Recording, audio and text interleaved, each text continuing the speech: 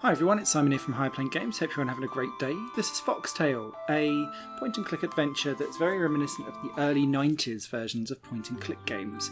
So think of the pixelated art style, think of early LucasArts games like Manic Mansion,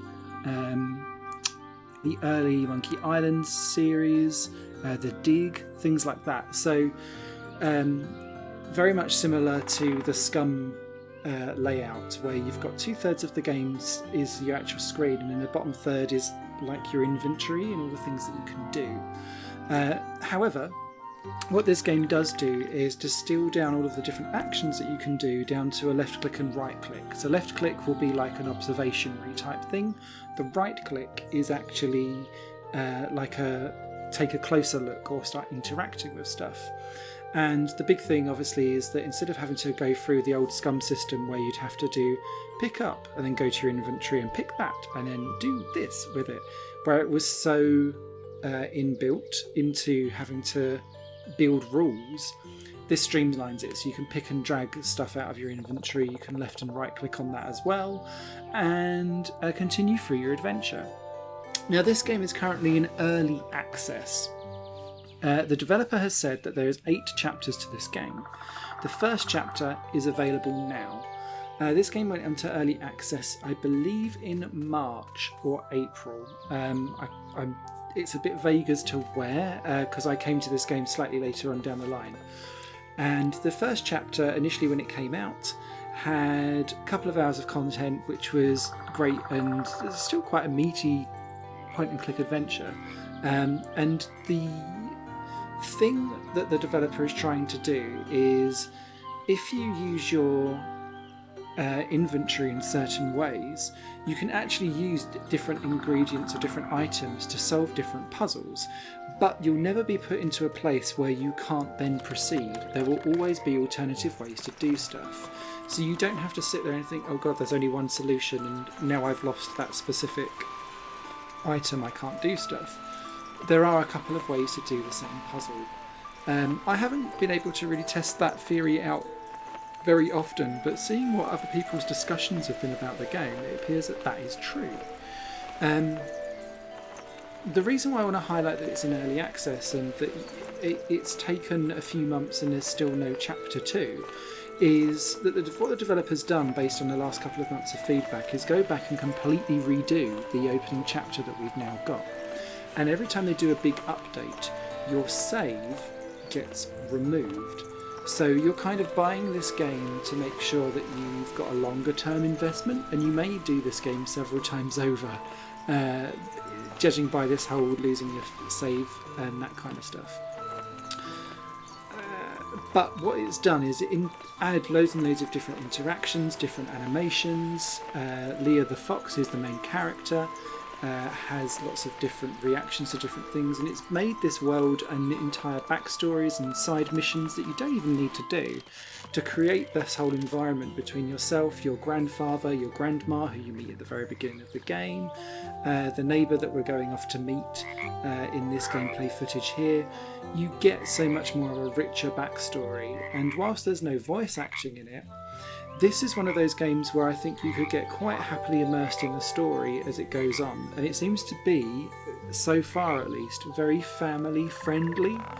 So there isn't going to be everyone being stabbed up and killed everywhere. It's about family connections, nostalgia, plants and animals, talking to different things, and a rundown town. And there are adult themes in the game, but it's presented in a childlike way so that you don't necessarily think too deep about it unless you want to.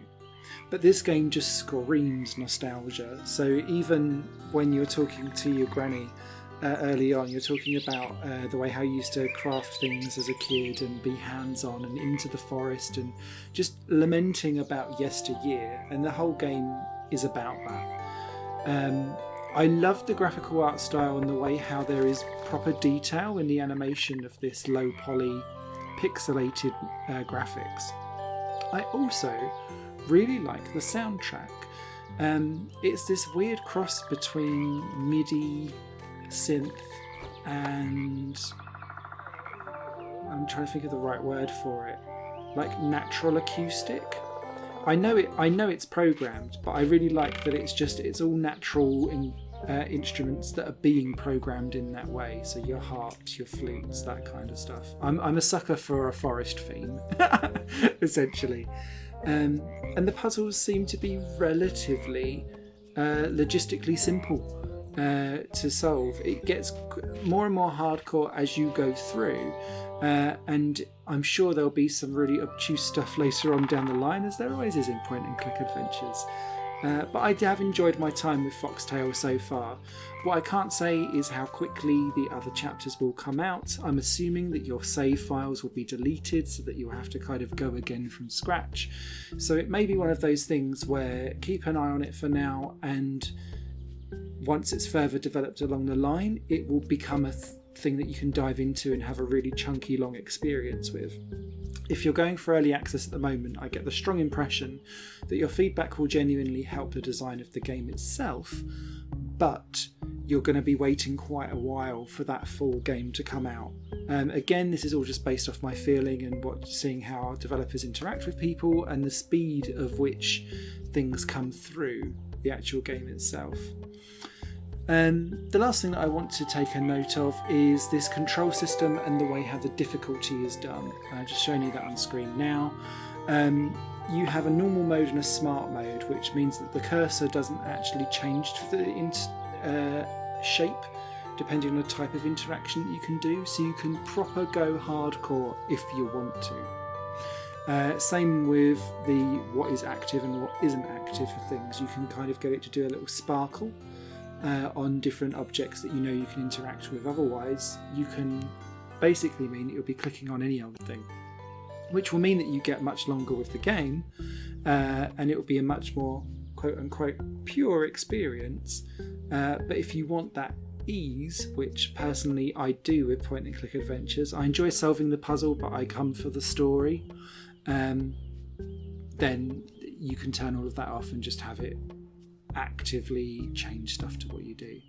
So yeah, I'm just going to leave you with a couple of minutes of gameplay here, and you guys take care. I'll be back to take a look at this later on in development, but FoxTail is currently out in early access now on Steam and GOG. You guys take care. Bye for now.